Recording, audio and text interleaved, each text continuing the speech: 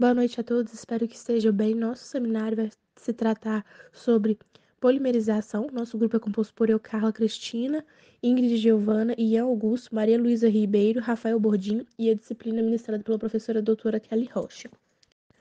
O tema do artigo que nós encontramos que vamos discutir é sobre síntese de um percussor catalítico NB-dimina heterogeneizado a partir do método Sol-Gel e sua utilização em reações de polimerização de etano. Aqui está um breve sumário do que nós vamos abordar diante do nosso trabalho.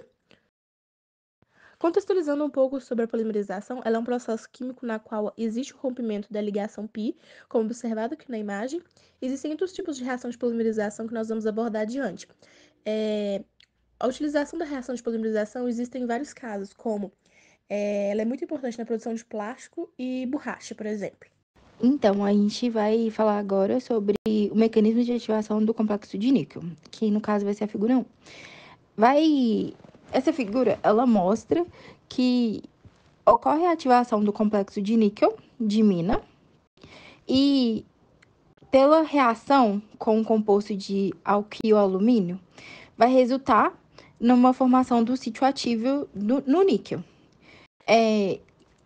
que vai ser um monômero, que no caso a gente tem o eteno, e que ele pode se coordenar com outros metais do ciclo. E isso vai abrir caminho para o monômero se inserir no complexo, e então a gente vai ter o início da polimerização. Agora, na figura 2, a gente tem o mecanismo de crescimento da cadeia polimérica. O que acontece é que nesse processo, o eteno ele vai ser inserido várias vezes, o que permite que a cadeia vai crescer. E esse mecanismo ele vai ocorrer em várias etapas. Então, a gente vai ter inserção, a gente vai ter associação e eliminação beta para manter o crescimento. E esse monômero ele vai ser associado, então vai ter, para ocorrer a ativação, esse monômero ele vai ser associado ao sítio ativo do complexo e vai seguir em uma inserção no intermediário de cadeia metal-carbono. E na figura 4, a gente tem crescimento com ramificações longas e que esse mecanismo ele ocorre por meio de múltiplas sequências de eliminações betas e inserções, o que vai resultar na migração do centro metálico ao longo da cadeia polimérica. E esse movimento vai gerar longas ramificações na estrutura do polímero. E esses mecanismos explicados, eles vão ser cruciais para entender como que o catalisador de níquel-dimina vai permitir o controle da estrutura do polímero e vai resultar em cadeias com diferentes contribuições de ramificações. Hoje eu vou explicar a classificação dos processos de polimerização em homogêneos e heterogêneos, destacando as principais diferenças entre eles. No processo de polimerização homogênea, o catalisador e os reagentes estão completamente dissolvidos em uma única fase. Um exemplo clássico é a polimerização de eteno utilizando complexos de níquel. Nesse caso, a produtividade é bastante elevada, alcançando entre 55,9 e 57,2 kg de polietileno por mol de níquel por hora. Além disso, as propriedades do polímero são bem consistentes, com uma temperatura de amolecimento de aproximadamente 123 graus Celsius e uma cristalinidade em torno de 23%. Já no processo de polimerização heterogênea, o catalisador está imobilizado em uma superfície sólida, o que cria duas fases no sistema. Embora a produtividade tenda a ser menor, variando entre 0,9 a 47,1 kg de polietileno por mol de níquel por hora, essa técnica oferece algumas vantagens. O catalisador pode ser reutilizado e há um controle maior sobre a morfologia do polímero, graças ao fenômeno de réplica, onde o polímero pode adquirir a forma do suporte catalítico utilizado. Em resumo, enquanto a polimerização homogênea é vantajosa em termos de produtividade e uniformidade das propriedades do polímero, a heterogênea se destaca pela sua aplicabilidade industrial, especialmente pela possibilidade de reutilização do catalisador em controle morfológico. Essas diferenças são cruciais na escolha do processo adequado dependendo do objetivo de produção. Classificando então os catalisadores deverão ser suportados para viabilizar industrialmente as suas utilizações. O níquel-dimina suportado será suportado sobre óxidos orgânicos e inorgânicos, além da sílica também ser muito utilizada. O complexo, então, níquel-beta-diimina, ele deverá ser heterogêneo para viabilizar a sua utilização em níveis industriais.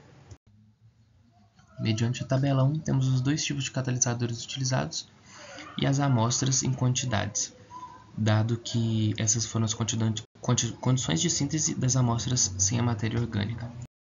Agora vamos falar sobre a perda da atividade catalítica dos catalisadores. Ela pode acontecer devido a uma menor quantidade do metal complexado em relação ao ligante incorporado ao suporte ou a presença de matéria orgânica inacessível nos poros, que no caso seria a obstrução dos poros, impedindo o acesso ao catalisador. Já sobre a reutilização do catalisador, o catalisador do artigo em si, que é baseado em níquel, eles não trazem informação sobre reuso ou perda da atividade.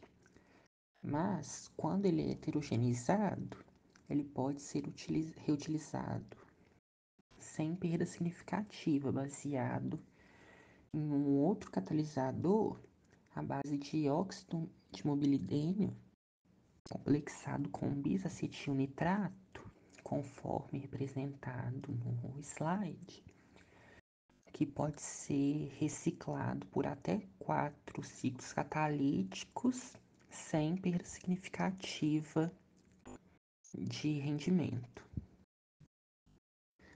Agora, quanto aos parâmetros do processo de eficiência, um deles é a temperatura, que durante a síntese do cheirogel pode afetar as propriedades morfológicas, como a área específica e porosidade. Já quando a temperatura é aumentada, há uma queda na área específica do cheirogel e ocorre o aumento da quantidade de matéria orgânica incorporada, que pode resultar na formação de partículas esféricas e causar alterações na estrutura do material final. Falando do tipo de substrato no processo de eficiência, ele foi escolhido por sua capacidade de se ligar ao átomo de níquel, formando assim um complexo catalítico ativo. Ou seja, esse ligante ele possui uma estrutura volumosa que permite controlar a reatividade do complexo de níquel. Então, a escolha desse ligante e sua estrutura química influencia o comportamento do catalisador. Agora, falando da eficiência na quantidade de matéria orgânica, ele é um processo extremamente importante porque ela tem um impacto, já que quanto maior a quantidade de ligantes B-dimina incorporada no cheirogel, maior será a quantidade de sítios catalíticos disponíveis para polimerização. Passando agora para o tipo de catalisador, durante essa pesquisa foi feita com um catalisador básico e um catalisador ácido. O catalisador ácido utilizado foi o ácido fluorídrico, que ele apresentou partículas em forma de placa, o que resultou em estrutura de poro de tamanho médio com uma boa distribuição de poros. Ou seja, a incorporação do ligante B-dimina nos cheirogéis foi significativamente maior quando o ácido fluorídrico foi utilizado como catalisador. A incorporação desse ligante variou entre 19% e 49,5% nesses cheirogéis. Então, dessa forma, isso indica que mais ligante foi ancorado na matriz de sílica, o que aumenta o número de sítios catalíticos ativos. Então, portanto, ele melhora a performance do catalisador durante a polimerização. Agora, partindo para o catalisador básico, foi utilizado o hidróxido de amônio como catalisador. Ao contrário do catalisador ácido, ele apresentou partículas menores e esféricas, com menor porosidade em comparação àquele usado com o catalisador ácido. Ou seja, a incorporação desse ligante foi menor, então ela variou entre 6% e 26%, o que significa que menos ligantes ficou ancorada na matriz de sílica. Então, a gente tem como consequência que há menos sítios catalíticos disponíveis para polimerização, o que diminui a eficiência do nosso catalisador. Portanto, então, é possível concluir que o método Soujel foi eficiente na síntese dos catalisadores heterogêneos de níquel-beta-diimina suportados em cheirosóis em sílica. O estudo também ele demonstrou que a escolha dos catalisadores, seja um ácido fluorídrico ou hidróxido de amônio, impacta diretamente na incorporação do ligante e na morfologia do ligante. Os catalisadores também eles mostraram um desempenho semelhante aos homogêneos nas reações de polimerização de eteno, alcançando altas produtividades e produtividades comparáveis, que evidencia que o potencial desses catalisadores são possíveis de utilizados em aplicações industriais. Essas foram as referências utilizadas neste trabalho e obrigado.